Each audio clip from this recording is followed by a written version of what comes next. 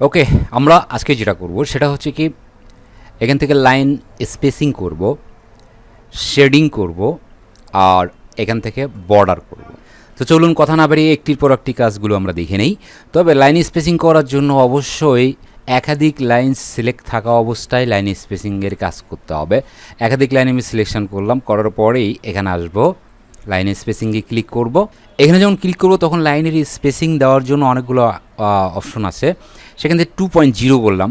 দেখুন বন্ধুরা, এখানে লাইনের যে স্পেসিং আছে সেগুলো কিন্তু 2.0 হয়ে গেছে। এখন যদি আমি চাই যে না, লাইন স্পেসিং আমার দরকার নেই, সেক্ষেত্রে আবারও লাইন স্পেসিংয়ে আসতে হবে।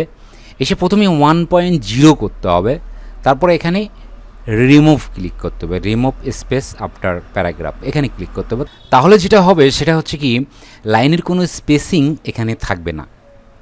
এরপর আমরা যেটা করব সেটা হচ্ছে শেডিং।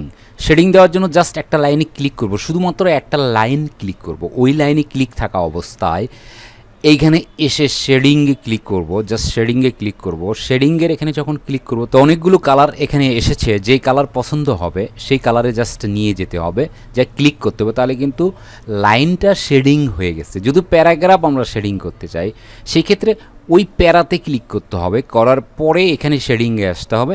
এখান থেকে যে কোনো একটা কালার, পছন্দের যে কালার সেই কালারটা ক্লিক করতে হবে, তাহলে কিন্তু এখানে শেডিং কিন্তু এখানে হয়ে যাবে। এটাই দিলাম। এখন যদি চাই যে শেডিং আমরা রিমুভ করব, শেডিং আমরা রাখতে চাচ্ছি না, তাহলে যে প্যারাগ্রাফে আমরা শেডিং দিয়েছি সেখানে ক্লিক করতে হবে। করার পরে এই আবারও শেডিংয়ে আসতে হবে, এখান থেকে নো কালার ক্লিক করব, তাহলে কিন্তু প্যারাগ্রাফের যে শেডিং দেওয়া হয়েছিল সেটা এখান থেকে চলে যাবে। আবার যে লাইনটাতে আমি শেডিং দিয়েছি সেই লাইনটাতে ক্লিক করব, করার পরে শেডিংয়ে এসে নো কালার ক্লিক করব, তাহলে কিন্তু শেডিং এখানে রিমুভ হয়ে যাবে। এরপর আমরা বর্ডার করব।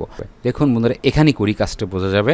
যদি আমরা নিচ দিয়ে বর্ডার দিতে চাই তাহলে এখানে বর্ডারে এসে বটম বর্ডার ক্লিক করতে হবে, তাহলে লেখার নিচ দিয়ে বর্ডার হবে। আর যদি আমরা এখানে ক্লিক করে আউটসাইড বর্ডার ক্লিক করি, তাহলে যে লাইনটা আছে সেই লাইনের চতুর্দিক দিয়ে বর্ডার হবে। যদি আমরা বর্ডার রিমুভ করতে চাই, সেই ক্ষেত্রে আমাদের আবারও বর্ডারে আসতে হবে, এসে এখানে আমরা নো বর্ডারে ক্লিক করব। নো বর্ডার ক্লিক করলে বর্ডারটা এখান থেকে রিমুভ হয়ে যাবে। তো আশা রাখি বন্ধুরা, সিম্পল কটা কাজ আপনারা খুব সহজেই বুঝতে পেরেছেন।